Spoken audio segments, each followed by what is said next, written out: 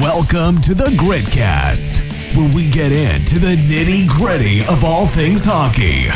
From the East to the West Coast.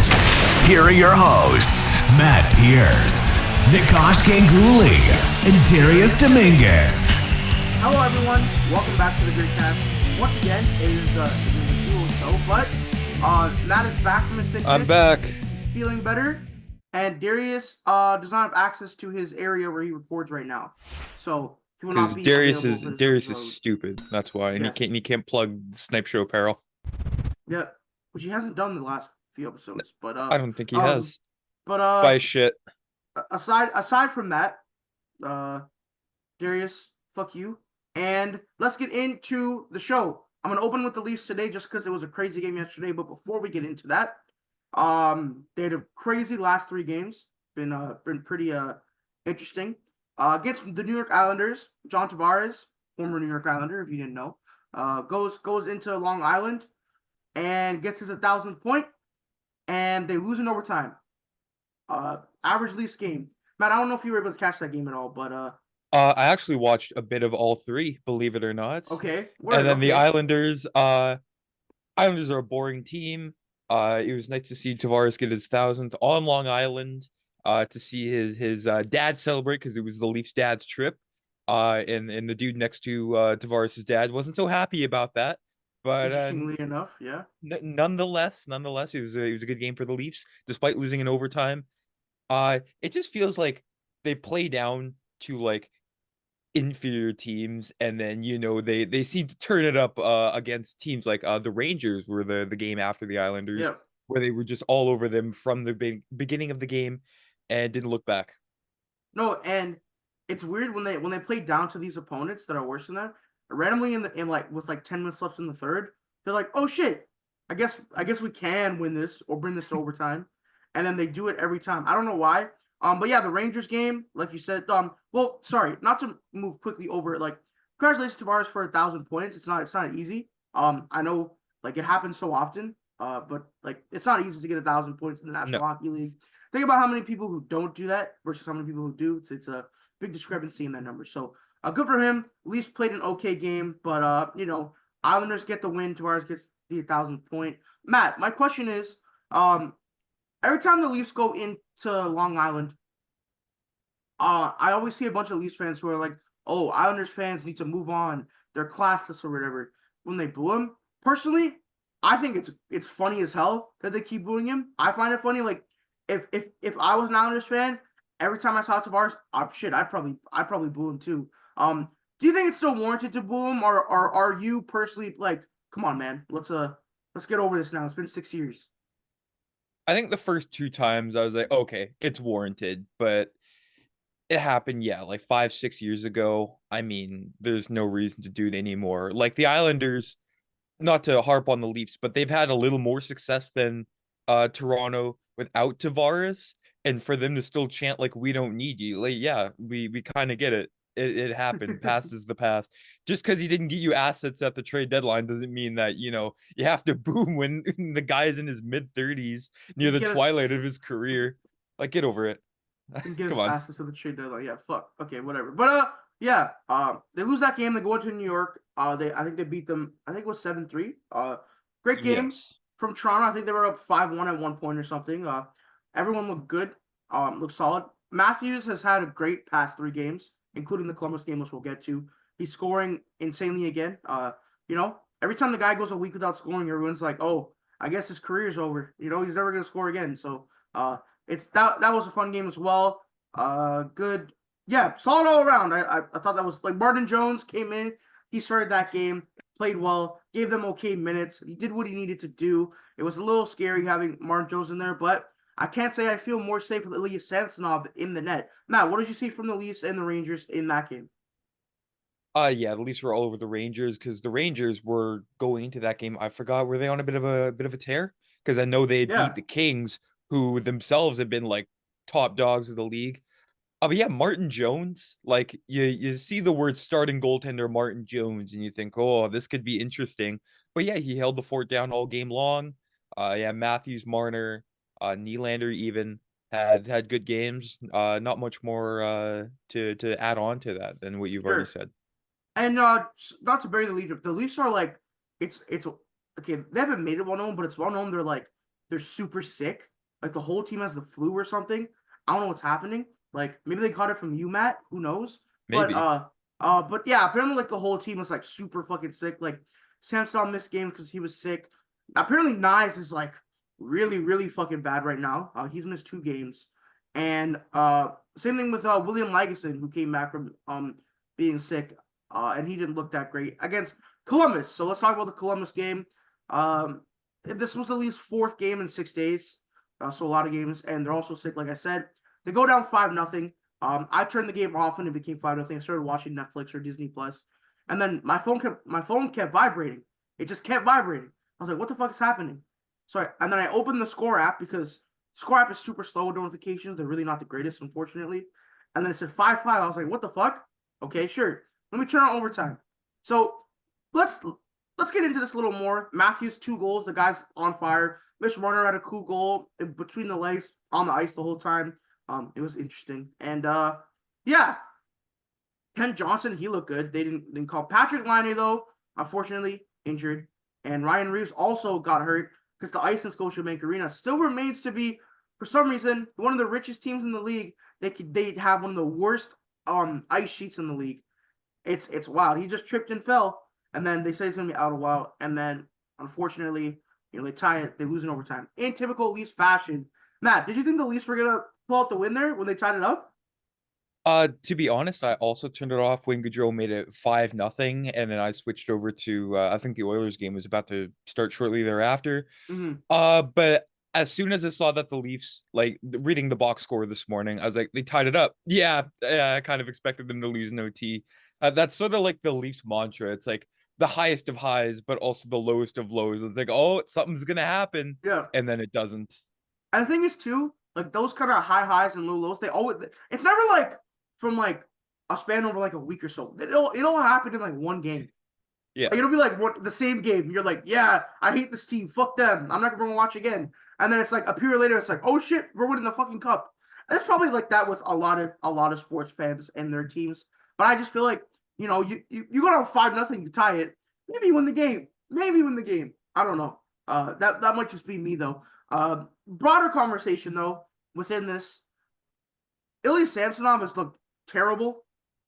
Especially in that game, he let in some insanely bad goals. The overtime goal was bad. There was one goal where like I forget who scored. He like shot it from like the corner Oh, and it bounced. Danforth. Yeah, Yeah, Danforth. I think that yeah. was awful. That was terrible. That was a bad goal to give up. Oh, And then there was a story about how they didn't make him available for post game questions. But like, what are you gonna ask the guy? You know what I mean? like, why'd you let in those 5 goals? Yeah. What are you gonna Yeah. ask the guy? So honestly though, I feel that way with all hockey players. Um, what are you gonna ask them? What'd you see on that goal? Like shit, you saw the guy going for a breakaway and you passed it to him. Or like, I saw the goalie's legs open up, so I shot it 5 holes. Like, I don't know, it's a bunch of useless things. But there is an interview that we're gonna get into later in the show, which actually was kind of interesting. We'll talk about that soon, little preview. But yeah, interesting game for the Leafs. I think Saturday they play Pittsburgh again, and then Tuesday they play the Rangers as well. So interesting, fun 3 game slate for the Leafs. I think they're 9-3-1 over the past 14 games or 13 games. They've been one of the best teams in the league, but as a Leafs fan, you never ever feel like that. So let's move on to the next subject, which is Connor McDavid helping out. He finally stepped up and did something. Because he's been trash all year. He stepped up and he helped with the new All-Star Game skills comp format. It seems like the NHL is trying to make the All-Star Game fun again. They're adding back the draft. They're changing the skills competition. And I think with it being in Toronto, the hockey mecca, this was the year to do it. They're doing a bunch of events and stuff. I think we talked about this in past episodes. But Matt, what is the new All-Star Game skills competition format influenced by Mr. Connor McDavid? It is a let's read this here. 12 All-Stars will compete in the skills competition. I think they're determining which 12, like the best, not just like skill wise, but also personality wise. They will each perform in 4 of their first 6 events and look to accumulate as many points as possible, determined by where they finish in each event. The first 6 events include competitions that will decide the fastest skater, hardest shot, and sort of a new skills competition, a best stick handler. And then there's also other events like passing, accuracy, shooting, and one-timer challenges. And it's pretty much like the best players move on. And then there's a shootout contest where each participant will choose which goalie they want to, shoot on. And yeah, so it's pretty much 8 skaters, and then they reduce it down to 6, and then there's a winner out of that. So it's kind you have to read it a few times to really get into it. It's like when I was reading the rules for the NBA in-season tournament, it was like this doesn't make sense. Then after a while, it started to make sense. But it's something new, and that's what the league desperately needed. Yeah, exactly. I think it'll be fun. Make it a little more competitive. I think what did they say? There was a million dollar prize for the Oh winner. wow, Hey man, that's million a dollars, million million dollars. dollars is all they could get. I don't know. I think it'll be good.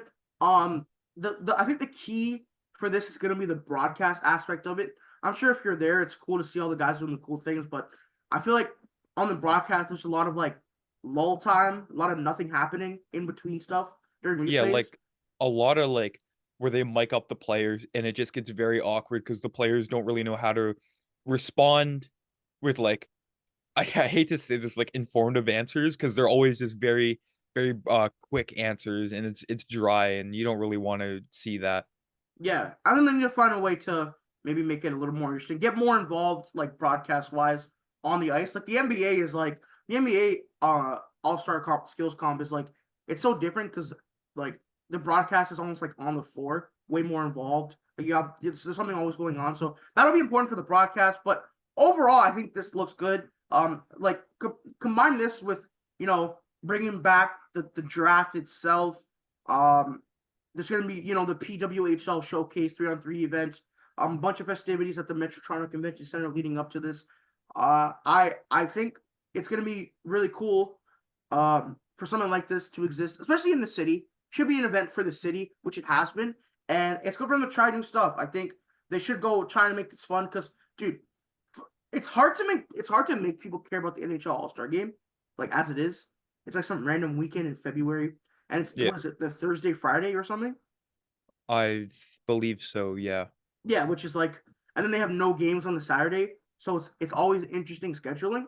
But overall, I hope it'll be fun. I'll be watching.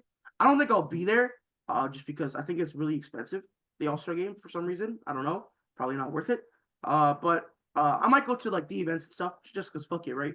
How often you get an All Star game? You know what I mean in your city, so Yeah, you exactly. may as well go see what's all the hoopla about. But overall, I think it'll be cool. I'd like to see it in action. With the NHL, you're always skeptical about how it's going to actually look, but I think it'll look decent at the end of the day. But Matt, just because we're talking about Connor McDavid, quickly, I know you want to discuss this. Talk about the Oilers game, and how they've been doing over the past week or so. Let me give you the Matt Oilers minute here. Here we go. They were on an 8-game win streak. Team looked fantastic. McDavid is starting to look like McDavid again. Connor Brown still sucks. Stuart Skinner, he looked to be in form. Last night was a little shaky. 18 saves, 23 shots against the Tampa Bay Lightning. The streak was snapped, lost 7-4. But last episode I was on, the episode prior to last week, I said it was over. I don't think it's over. I think they're starting to climb back. They're currently, I think, like 2 places Oh, out they're of a easily gonna wild make the card playoffs. spot. They're Oh, easily gonna make the easily. playoffs. Yeah. Easily. I wouldn't say like obviously win the Pacific, but looking at the wild card standings right now, the Oilers are currently, 2 points back of St. Louis for that second wild card spot. Matt, you want to know something crazy? What's crazy? According to Money Puck, the Oilers currently have a higher chance to make the playoffs than the Leafs do. That's not so crazy because the West kind of sucks. Like outside of Dude, like a few teams. the Metro and the Atlantic are fucking crazy. Like it's wild what's going on there. But yeah, let me see if I can. But yeah, the Oilers should make the playoffs. I don't think they had a lot of ground to make up, but with the West being so cool, as you said, yeah, it makes sense. But uh, like there's a lot of like San Jose's had a good run recently.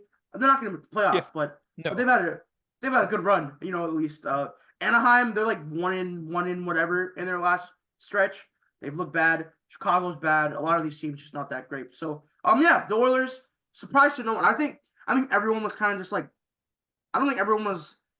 Maybe you were thinking they weren't going to make the playoffs at all. I thought they were going to make it, like, just because the way the West is, and yeah, McDavid and Draisaitl, I'm sure everyone will figure it out. I was surprised they fired Woodcroft, obviously, but I guess maybe Knobloch has done something, or instead of the new coach having a big effect, your best player started playing like the guy who might score 150 points again. So Or a mix of both. Who knows? yeah, who knows? Who knows? So yeah, we'll keep up with that on the show. But let's move on to another Western Conference team, St. Louis Blues. Matt, what happened with the St. Louis Blues over the past 3-ish days? Craig Berube, the coach that led them to the Stanley Cup victory in 2019, was fired. It's almost like another Jay Woodcroft situation where it wasn't necessarily his fault, but they just needed a spark in the room. And then Jordan Kyrou, I believe it was yesterday, was interviewed asking, or the reporters asked him about the firing of Craig Berube, and I believe Kyrou said, he's not my coach anymore. No comment, which kind of insinuates there is a bit of shakiness in between Kyrou and Berube. And then last night against the Senators, he was booed multiple times. First in the starting lineup announcement when the PA announcer Jordan Kyrou, and then whenever he touched the puck last night. So yeah, it's kind of a shaky situation over in St. Louis. No, for sure. And then you also had the post game interview, where he was very emotional because he was like, Oh, "Why that y'all?" too. He was like, Yeah. "Why y'all booing me, bro?" And then I saw some tweets where it was like, "Kyrou shouldn't say this about his culture." I'm like, or like, just say like you don't say no comment. Just be like, "Oh, like it was whatever." Well, like you can't have both. Do you want No. them to be do you want them to be blunt or brutally honest, or you want them to lie and say those shitty answers? I don't know. To be honest with you, I don't know anything about the St. Louis Blues. I know they're bad this year, and everyone knew they were going to be bad. Everybody knew they were going to be bad except the St. Louis Blues, which is why they fired their coach. Um, like aside from like that Buchnevich, was it Buchnevich, Thomas, Kyrou, like that trio, there's not a lot to go off of there. Their defense No. is older and aging. They're all past their primes. Colin Parayko, I don't know what happened to that guy. Everyone said he was gonna be like, I mean, even I said he was gonna be one of the best defensemen for years. Never really became that. Torrey Krug is old. Justin Falk, like it's just a lot of guys. Certainly a lot of guys. Bennington, we all know about that guy. And it's just like you fire the coach, sure, but I don't understand the like why Blues fans are booing Kyrou unless there's some internal thing there that I don't know about with Kyrou and the Blues. But I don't know. Maybe don't kick the guy on his way down. I don't know. I don't know what to think about this, Matt. What are you thinking? Yeah, it's a lot more of the same. Like the Blues, I mean, they're sitting at 500 right now in that second wildcard spot, but it just feels like eventually it'll come crashing down on them. I don't see anything on that lineup that sparks like they're gonna be make a difference in the playoffs. Because with Bennington, like I said in the Leaf segment, you either get like a very high or you get a low. And with Bennington, we've obviously seen those, and we haven't seen the highs of him in exactly 4 years. So the Blues, yeah, I don't want to say they're like super confusing, but they're just there. Yeah, they're kind of mid. They're kind of mid. Yeah. Like, And it's kind of shocking too, because considering 29 points, I mean, they're only six back of the third place Stars in the Central. When I thought the Stars, I believe I had them winning the Central anyways. But yeah, it's such a log jam division because you have let's see here. Yeah, 11 points separating first and fifth in that division. And that's, I mean, where we're at this point of the year, that's not too much of a gap. oh, it never is. That's why the That's why you play divisions the games, folks. it hasn't separated too much. But Jeremy Rutherford, writer for the Athletic, one of the larger, more notorious blues reporters online. He asked, like after the game, he asked Kyrie for some clarification. He said, "Obviously, I respect Chief, which is Berube. He was my coach the whole time I've been here, so I respect everything he's done. Done a great job. He won a cup all I really meant is that I'm trying to focus on my future and focus on what I can do to help my team win. That's all I really meant. And then about the game, the reaction from the ring, he said that's not easy, obviously, but I see where they're coming from. With my comments on it, definitely tough. I love playing here and I love playing in front of fans. And then his message to fans was sorry if I sounded bad in a bad way at all. I'm really trying to focus on the future here and focus on what I can do to help our team win and getting wins for the boys. And then a bunch of other stuff here. But yeah, it just seems like I don't know. He didn't really have much to say about Berube. Maybe their relationship probably soured near the end of the tenure there. But yeah, the Blues are mid. Berube's gone. They brought in I'm forgetting his name right now. Oh, and Drew Bannister, I believe, is Yeah, the Drew guy. Bannister. So Yeah. yeah, maybe they'll get that new. They won their game against the Sens 4-2. So maybe they'll get that new coach juice. You, Whichever you, team you seems to think get. you think the Sens get rid of DJ Smith anytime soon? It doesn't seem I don't like it. I don't know how he still has a job. Like out of all the coaches to be fired this year, like DJ Smith is at top of the list for me over Yeah, any of the other I guys. don't get it. I don't get it either, Matt. It's interesting. I think he has to be the next one, right? Like everyone else is Abs- kind of. Absolutely. Cause it was something the Sens owner and Lauer says, "Oh, I don't like to rush things." This isn't rushed. You know what you have to do. Get him out of there. See where Jay Woodcroft is, because Jay Woodcroft with the Sens would be like a phenomenal pairing. Dude, even Spangler Cup coach for Team Canada, Bruce Bruce Boudreau's still Boudreau, out there. Still out yeah, there. That and guy's a yet motivator. DJ Smith is still behind the bench. When do you think he gets canned? I think he gets Uh, canned before February. let's check the Ottawa Senators schedule. Let's see if we can guess the game. Oh, look at the specific game. I Yeah. like this. Okay. So I'm trying to see this guy. It's probably what? This is soon.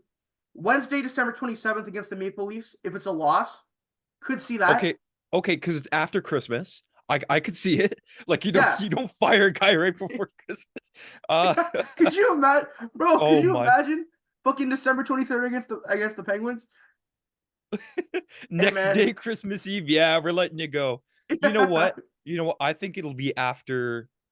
Okay, they have a 5 game road trip beginning of January because they Yeah, I do the see that. Western. They do the Western swing, Buffalo. I think if the Sens lose like 3 out of the 5, I think he's gone. So So January 11th, January 12th, 2024 is January when the 12th. Sens is when they fire DJ Smith. Yeah, I could see that. I could see, dude, in the 2 week span between the 27th to like the 13th, like you said. I feel like that would be the time. Because look at who they're playing, right? Like you have a Sabres loss that could be bad, a Sharks loss like that could also be fire worthy. The Sabres, like there's 2 Sabres games in there, the 31st to the 11th, and then the Leafs Senators game on the 27th. I'm like those 2 games could certainly be one of the times he gets fired. If he gets fired, if he survives through January 12th, no way he gets fired until the offseason. No, absolutely not. Because yeah, like if they lose to like the Flames and Kraken, who haven't been doing too hot, no pun intended. Yeah, no way he lasts that road trip, or the after that road trip, I should say. Yeah, I just don't think it makes sense to keep him. He's so bad. Senators fans hate him too. Like it's I brutal. haven't seen one Sens fan defend him yet this season. Yeah, dude, every time there's a Sens game on my timeline, um it's just like, dude, get this guy off the team. Like he's running Travis Hamonic out there. I don't know what's going on, and like they're dealing with some like Thomas Chabot is always injured. It feels like, you know. Yeah, So yeah. that's another thing. But quickly, we talked about this. Me and Darius talked about this a little last week. Washington Capitals are moving arenas to Virginia. They're calling it the reverse Ottawa Senators, where you are in downtown the city and you move to the suburbs. So it's a money thing. Billionaires being cheap. What else is new? And I don't know what to say, Matt. You're more of an arena buff or a logistics buff than me. I just tend not to really like care about this stuff. What are your thoughts on this move? Not much more I can add on it. I mean, yeah, they're moving from Capital One Arena in uh Washington. I think it's downtown Washington, I want to say, to Virginia, and there's going to be a whole new entertainment complex thing. More ways for Ted Leonsis, I believe that's how you pronounce it, for him to make money. Yeah, it's just a money move with the Capitals and the Washington Wizards moving to Virginia. I think it's Yes. right down the road. It's not too far away from where the Caps currently play. Yeah, just it's a blatant money thing. They need the current arena to be upgraded, and the city that he doesn't want to pay for it, and the city doesn't want to pay for it. So he was like, okay, I'll just move, even though it's like nothing to him. I think it's worth $2.4 billion or something. So Only. yeah, it's not a lot of money. It's not a lot of money. So it's what a joke. But I wonder. I haven't I haven't really seen what Caps fans feel about this. Have you gotten any? Like, have you seen any reaction? Yeah, more fans are like that are upset about it more than anything because apparently the atmosphere outside of Capital One Arena is somewhat good, and it might change once they move. Because I mean, you said the reverse Ottawa Senators. What kind of atmosphere is there, in Canada, Ontario, before a Sens game? There's nothing. There's a Costco and a dealership, so there's You know no what? there's no You know what? buzz. You know what? I would love a Costco near an arena. I think Could you imagine? the closest there's a Reddit post about this where it's like uh the vicinity of Costco's near arenas, and apparently there's a Costco right across from Rogers Arena, like in Vancouver. Like Oh there's a shit! gate, and then you can walk right across, and you can go to Costco there. Could you It's sort of imagine? hidden. It's sort of like an underground Costco. Could you imagine? Like, you don't want to pay the expensive prices in the arena. If you go out to eat before the game, you're probably running you like another $100. You go Yeah. to Costco, get a quick little dinner. You're good. It's cheap. You go to the game. You don't even have to eat or drink anything, and you go home. You already spent all the money on the tickets, and get some cheaper quality food from Costco. It's like going to IKEA for lunch. Have you gone to IKEA for lunch? Nah, I was like, No. my mom was like, "Yo, we're going to IKEA to get furniture," and I'm like, "Shit, I guess I'll go for lunch." You know what I mean? Like, I wasn't interested in the furniture, but little dollar hot dog, it's That pretty place good. is a that place is a labyrinth. Oh yeah, Like there's so much, and like that's the only like shopping place I've seen that has like maps of like where you are. It's like any other place, you don't need yeah. a Aside from map like a to, mall, aside from like a to mall, signify literally. where you are. It's like, and then you look at it, it's like I still got a ways to go. Yeah. this this Well, is bad. the thing is too, like when I like go to shop somewhere, I'm usually the type of person who like pre-scouts what I want online, and then I go into Oh the yeah, store and just grab exactly. it. But Yeah. like for example, like some people, like my mother or my sister, like they want to they don't have any idea of what they want when they go. They're kind of like, let's just walk around and see everything, and like I enjoy it for like the first like 45 minutes, and then I'm like, bro, I want to go home. I'm done. It's over. Wrap it up. I think the So last time I went to IKEA in February, I was there close to 3 hours. yeah. Like the person I was with, like they were like, "Oh, let's look at every little thing." It's Or like, oh God, it's like how many God times damn it! how many times can we look at fake plants, dude? What the fuck?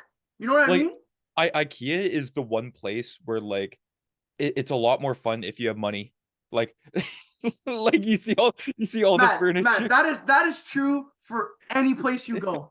That is I true know, for but any place you IKEA go. specifically, you see like this cool ass TV stand saying, "I'd like that," and then you look at the price.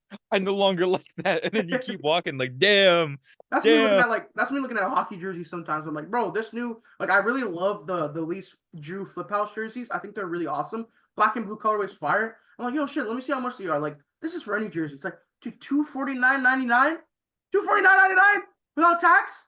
And for a blank too. that's not even like a Yeah, gamer. You know what I mean? Like no, the type of shit like you would purchase. Like it's impossible, bro. It's impossible. It's impossible for real. But yeah. What were we talking about again? The Ottawa Senators and the Washington yes, Capitals. So yeah, that they're gonna move arenas and broader spectrum. Ovechkin stinks, bro. yeah. It's a tough watch, dude. It's a tough It watch. might be Ovechkin over. Like Yeah, and it's getting tough. uh, it's funny too because in one of my fantasy leagues, I had McDavid, Crosby, and Ovechkin. I was hype as shit low key. But then McDavid had a slow start. Crosby was playing good, and Ovechkin is like, he's terrible. He's Yeah. just bad. Well, Like he's well, straight that bad. that whole Caps team is just not good. Yeah, right now Ovechkin is projected to score 16 goals, dude. Oh, like unless he plays until he's I don't know 45, there's no chance he breaks this record. How many away Well, is he? uh, he has 5 right now. Okay, he has 827 goals. Okay, Gretzky is what, 894? Yeah. Yeah, like Well, 16 goals. the thing is too, right? Also not to just like he has 16 points, 26 games, not great. He just doesn't look good. Like, and I think that we still can give Ovechkin the credit to randomly go on a goal scoring heater, like just randomly. I don't know if it'll happen now, but I wouldn't be surprised if it did. And I think before this year, everyone was talking about, like myself included, everyone was talking about this record like it was already broken. You know what I mean? Yeah, It felt like like it seemed it like was a given. it was like so close, but yet it's still so far away. That's the feeling I had towards it. Yeah. And everyone was like, oh, like 2 years, 3 years, Ovechkin's easily gonna break it. Father time, man.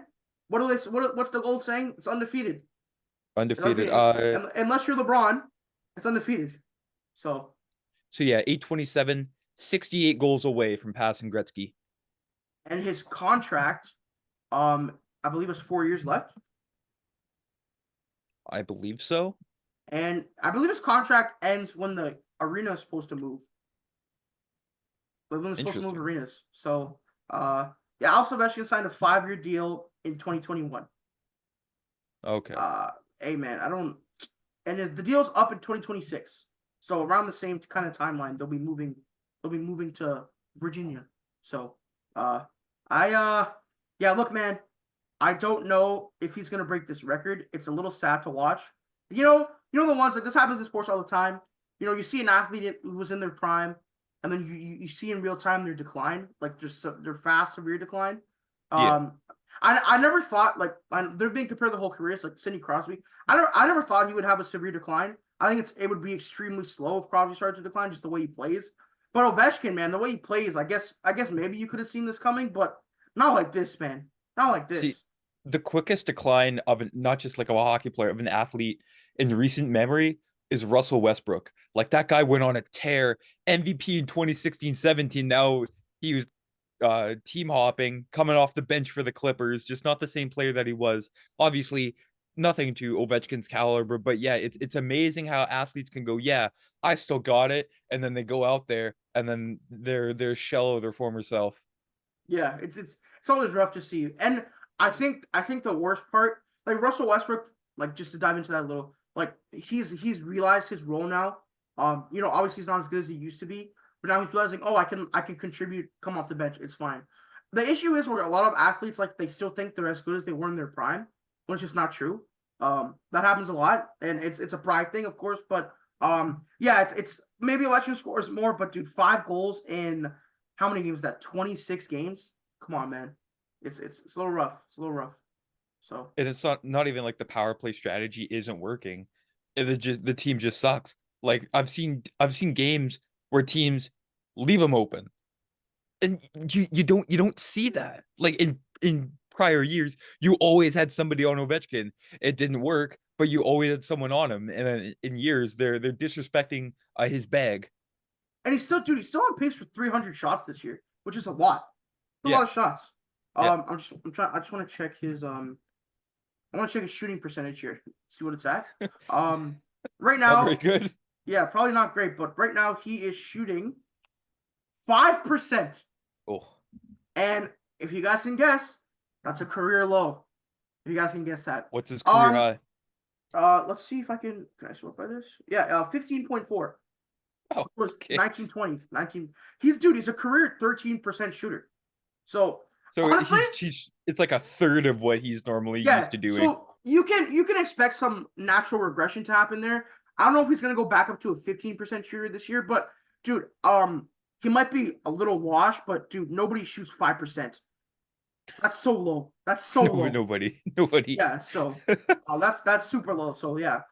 like consistently 13.8, 15.1, 15.4, 13.2, 15, 14.3. Like you can expect his shot percentage to go up eventually, but there's not a whole lot of statistical evidence to showcase that he is even like a positive player anymore, unfortunately. But shout out to Ovechkin, man, one of the goats of our generation. You know, we'll just see if he's able to break this record. I feel like he's gonna keep playing because the Capitals are bad. They have no chance of winning. He's got his cup, he's got his trophies, all the hardware, just that record. Just that record, of course. Now, let's move on to me and Darius talked about this a little last week when it was the preliminary roster. Now, Canada's official World Junior roster is announced. Now, Matt, looking at the roster here, let's quickly talk about this. Who are a couple players you're most excited to watch on December 26th onwards? Obviously Macklin Celebrini, Boston University, but Nate Danielson of the Brandon Wheat Kings, captain of the Brandon Wheat Kings. I've sort of followed him off and on as a Wheat King. I watched the Red Wings preseason games when he was a part of that roster. Thought he was going to make the team. He looked fantastic. Didn't. A few other names, obviously, the two Leafs, Easton Cowan and Fraser Minton. Other than that, I mean, it looks like a decent roster compared to other countries. Like I think Sweden. I think Sweden will win gold this year. By the way, just throwing that out there. Probably But yeah, we'll do a preview episode next week, I think, before we go off but for Christmas. yeah, it's a roster. It's it's one of the I'm rosters of interested. all time. I'm interested in obviously the two Leafs. I'm excited for that. It's been a while since two Leafs forwards have been, or any Leafs forwards have been on a World Juniors roster. There's usually some Swedes or Finns that are Leafs, or some Americans. But defensively, Maverick, I think Lamoureux, isn't he like Yeah, 6'7" or something? He's fucking huge. That's always fun.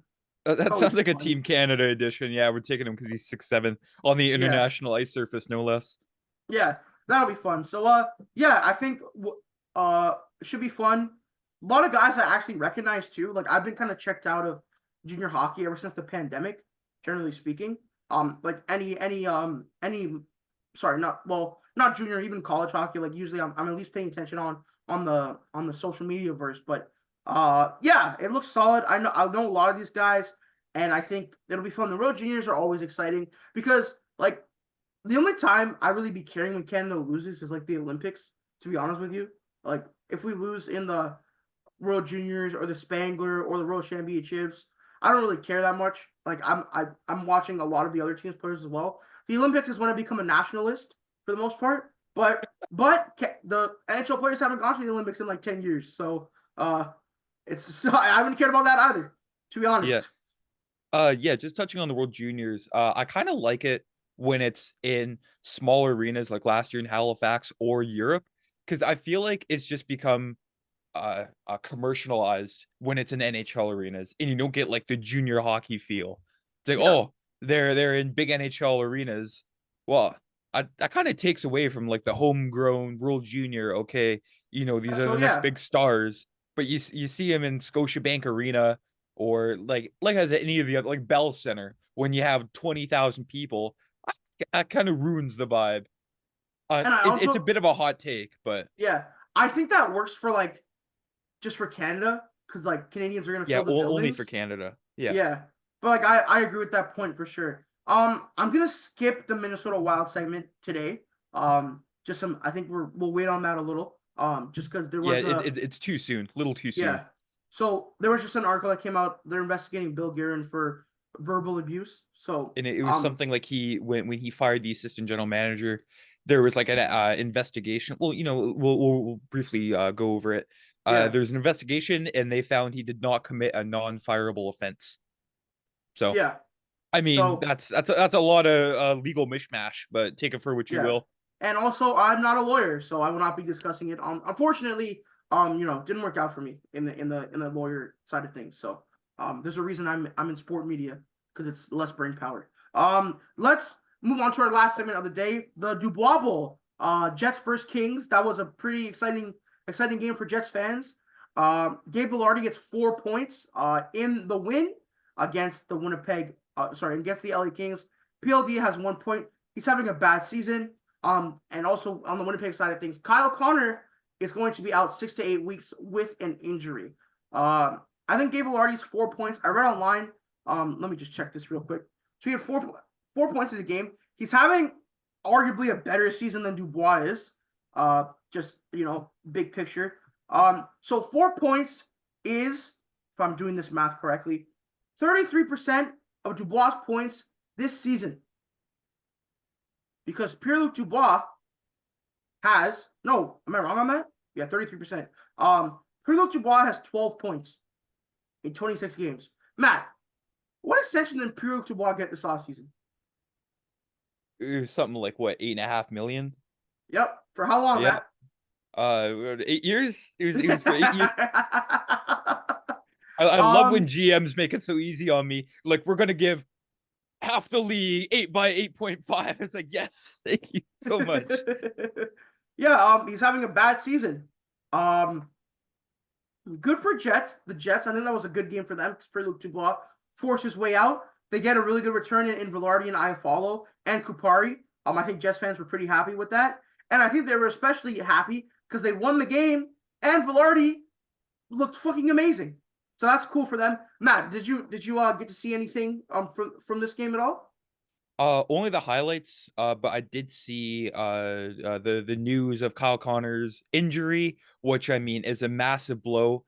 But the Jets, they're one of those teams where it's like the next man up mentality. Because I mean, even without Kyle Connor, that's still a pretty formidable top six. Because you got Ehlers, Scheifele, Gabe Velarde, Cole Perfetti, who is criminally underrated when he's amongst the league.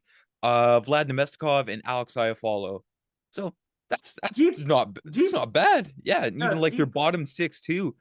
Niederreiter, Lowry, Appleton, Morgan Barron, David Gustafson, and Axel Jonsson Fjolby. Yep. And speaking to the loss of Kyle Connor, 17 goals in 26 games. He's a goal scorer, most definitely. That's a huge gap. But next man up. Yeah. Yeah. Like you said, Matt, their depth is good, but you're gonna miss a guy like that for sure. Now Matt, it's a little early to do this, but who would we be if we didn't? As we know, the LA Kings are one of the best teams in the NHL. They're super deep. They have guys like Trevor Moore leading the team in goals.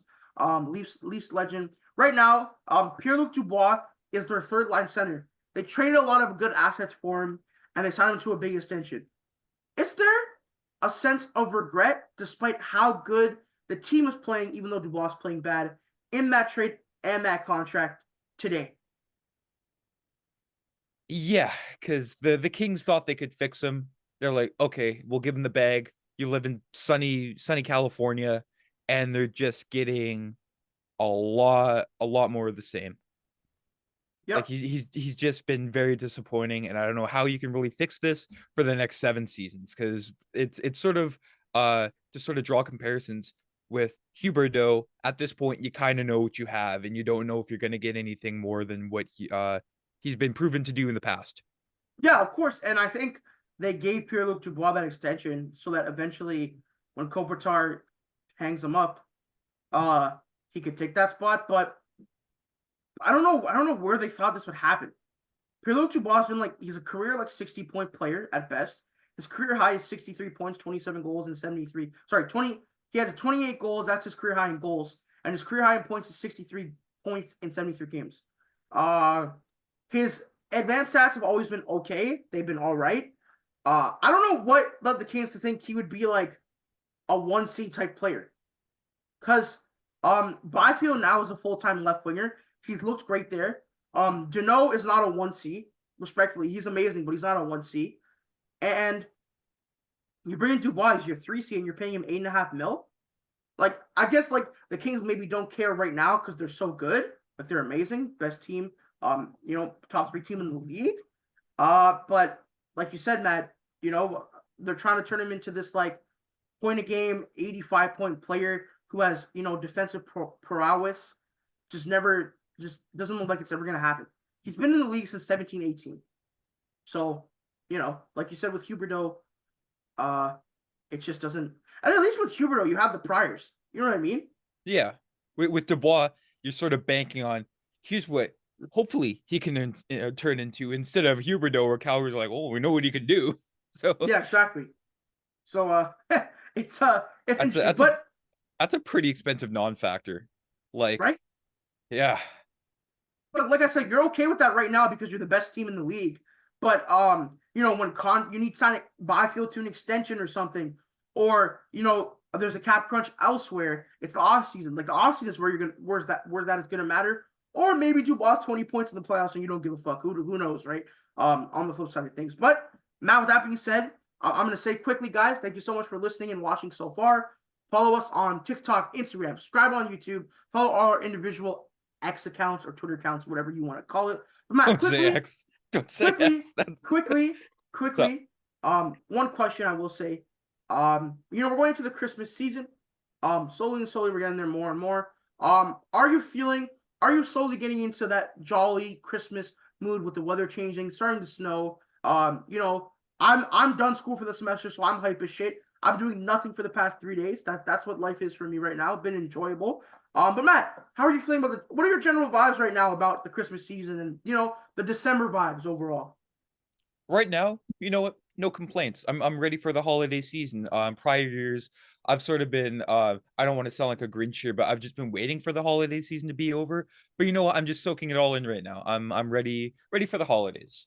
Yeah, and I think with the holidays, you grow older, you tend to want to live in the moment. Like you're younger, it's like, oh shit, man, give me my fucking PlayStation. You know what I mean? Yeah, Like, run yeah. me my PlayStation. But now it's just like, you know, you tend to look at it to a different side, hang out with your friends, your family.